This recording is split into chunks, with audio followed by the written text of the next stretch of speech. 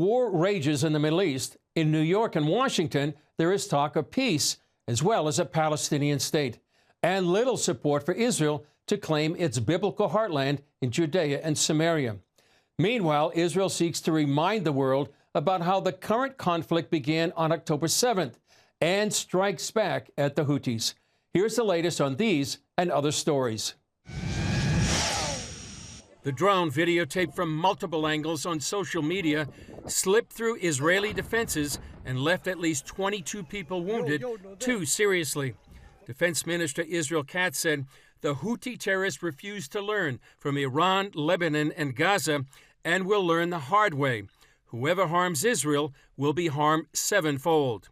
Before leaving for New York to address the UN General Assembly, Prime Minister Benjamin Netanyahu delivered a message to the people of Israel and denounced those calling for a Palestinian state.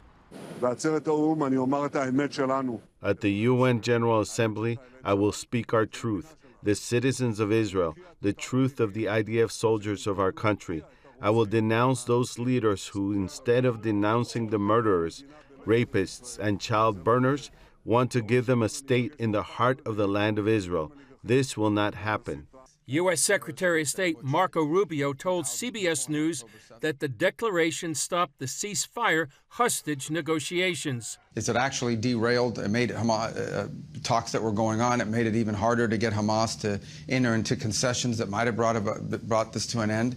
After President Trump's speech at the UN on Tuesday, he met with Arab and Muslim leaders. He presented a plan to end the war in Gaza and reportedly said he would stop Israel from declaring sovereignty over the biblical heartland of Judea and Samaria.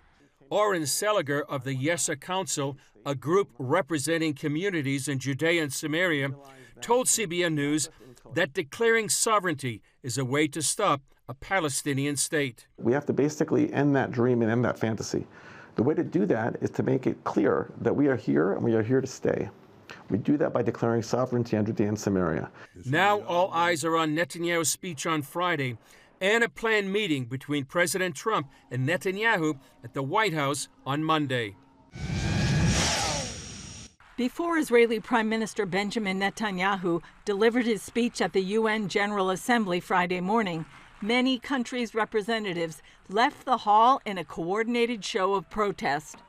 Among other things, he spoke directly to the hostages in Gaza over huge loudspeakers placed on the Gaza border and went on to scold world leaders for recognizing a Palestinian state.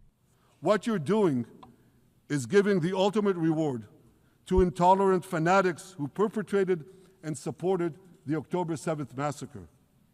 Giving the Palestinians a state 1 mile from Jerusalem after October 7th is like giving Al-Qaeda a state 1 mile from New York City after September 11th. This is sheer madness. It's insane, and we won't do it. President Trump says he had good talks with Middle East leaders, including Israeli Prime Minister Benjamin Netanyahu, about ending the war in Gaza. We're trying to get the end of the Gaza situation. It's really bad, very bad. And we think it could happen. Maybe it could happen pretty soon. We want the hostages back. We want the bodies back. And we want to have peace in that region. But he forcefully rejected any plans by Israel to declare sovereignty over biblical Judea and Samaria, also known as the West Bank. Well, I will not allow Israel to annex the West Bank. No, I will not allow it. It's not going to happen. Netanyahu's government has been talking about annexing the territory in response to multiple nations recognizing a Palestinian state. More than 700,000 Israelis live in Jewish communities there, as well as around 3 million Palestinians in their own cities and villages. Even President Trump has said the UK, France, and multiple other nations are giving a prize to Hamas by recognizing a Palestinian state. Netanyahu has said he will announce his response to the move after he meets with Trump at the White House on Monday. It's his 4th invitation there since Trump took office, more than any other world leader. The Prime Minister arrived in New York Thursday ahead of his UN speech. His office launched a campaign in New York called Remember October 7th, using dozens of huge billboards and trucks around the UN and Times Square. It's to remind world leaders and the public of the atrocities perpetrated by Hamas on that day and the brutality of the terrorist organization that is still holding 48 hostages in Gaza. Palestinian Authority President Mahmoud Abbas addressed the UN General Assembly via video after the Trump administration denied him a visa. Nevertheless, he said he is ready to work with Trump, Saudi Arabia, France, and the UN to implement a peace plan proposed earlier this week.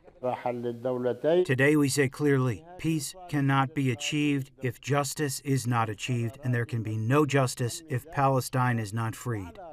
Palestinian groups like Hamas and the PA believe a free Palestine includes getting rid of Israel altogether. Despite talk of peace in New York, war continues in the Middle East. Dozens of Israeli Air Force jets struck military targets in Yemen following a Houthi drone attack on Eilat that evaded Israeli air defenses and wounded 44 people. We struck the command headquarters of the Houthis' general staff, compounds, and additional military camps belonging to the security and intelligence apparatus. We will continue to act with force against the terrorist Houthi rule. In Gaza, IDF spokesman Brigadier General Effie Dufresne says the Air Force is striking about 200 terror targets per day while continuing the humanitarian and civilian effort to evacuate Gaza civilians for their protection. Julie Stahl, CBN News, Jerusalem.